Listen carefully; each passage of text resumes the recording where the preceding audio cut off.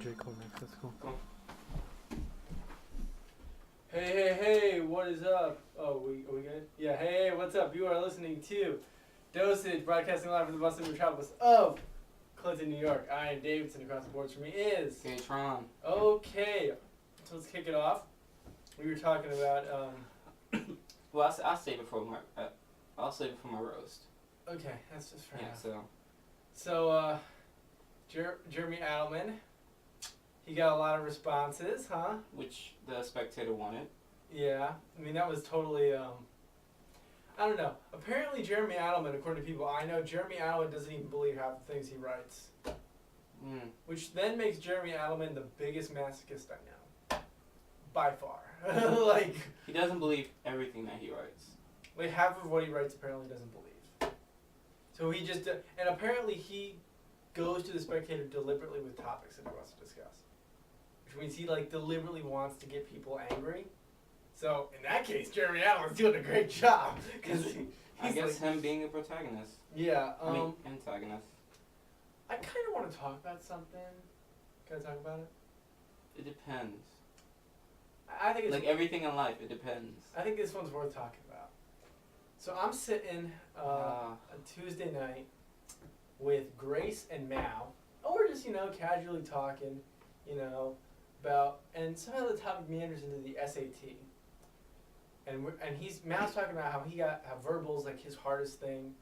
His hardest section for him, and he got like a 690. I was talking about how math is hardest for me, and how I got 690, and how our scores are kind of the inverse of each other. Because You're in college. Why are you talking about SAT? I don't know, but it got to the point where we were talking about the SAT, and then it gets to the point where somehow in the conversation I brought up, and like Grace like, oh, where'd you guys take it? And I was like, oh, I went to like a high school, which is like 30 minutes drive.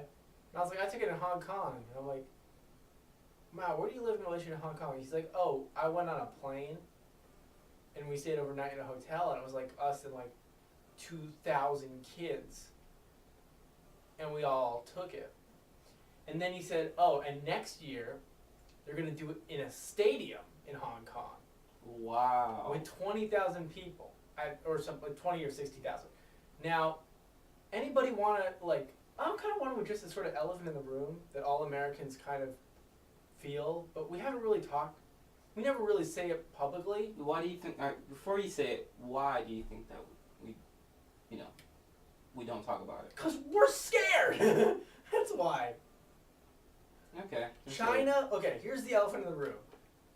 We are not doing so well. In fact, America right now is going like this, if not going like this, and China. People on the radio can't see what you're doing. Oh, well, YouTube can. YouTube can see this. Okay. Alright, just say that we're going down. We're going down, or we're in decline, or something. We're not as good as we once were. And China and India, they're coming, and they ain't playing.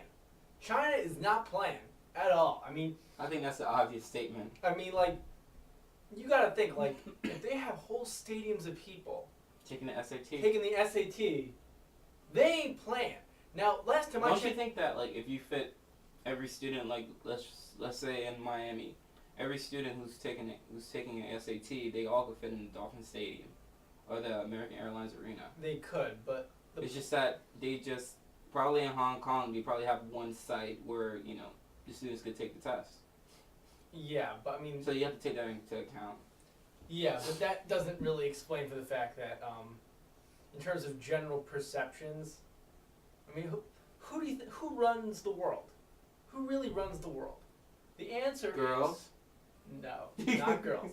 Well, actually... A Beyonce reference. Beyonce does. She kind of does run the world. But people who really run the world are the people who are the most hungry. You know? Most driven. Yeah, and right now, no offense, when I look at a lot of the internationals who, let's just be honest, they worked their butts off to get here. The things that they had to get through to get here is crazy. I mean, no offense, we all had to do things to get here, I got off the wait list, so I'm thankful. But we all do things to get here. But compared to what the internationals went, it's most of what we had to go through is nothing. I mean, they live in an extremely competitive society. When I look at American society right now, I see a lot of people sitting around. I see a lot of people punching in, and I see a lot of people punching in and punching out, and I don't see a lot of people part of me who are really putting their skin in the game. I really don't. And I think that bodes really ill for our country. And I think we've raised a generation of kids who are really good at watching television and being complacent and eating, and it's not very good at doing things like, I don't know, exercising their bodies or their minds. Really, that's what I think. became complacent. And I totally agree. And I was talking to my friend Elaine, that obviously, and we're in Commons and we're just talking, and she was like, it's sad that in many third world countries, their issue, they have problems of starvation. Yeah. And we in America have a problem of obesity. Yeah. And it's just like a huge disparity between the two worlds. It's like polar opposites. And and I agree with you. As Americans, most Americans have